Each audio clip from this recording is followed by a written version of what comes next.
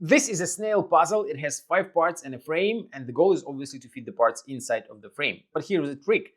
The frame has 2 sides, and you have to figure out which side to use to solve the puzzle.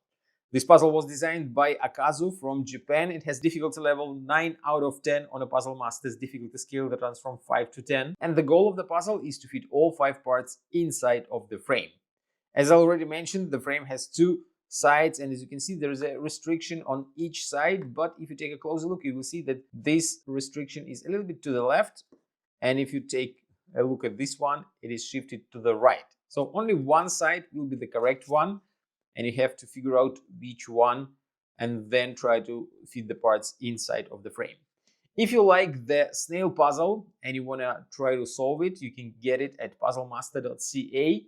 And don't forget to subscribe if you want to see more videos from Puzzle Master. And now I will show you how to solve the puzzle. So first of all, you start by choosing the correct side. If you hold it like that and see that the restriction has this corner closer to the left side, here it is closer to the right side. So you have to choose the one where it is closer to the left side. This is the correct side. And now put this large piece in here. Then this big part goes right in here. Then this piece goes around the restriction like that.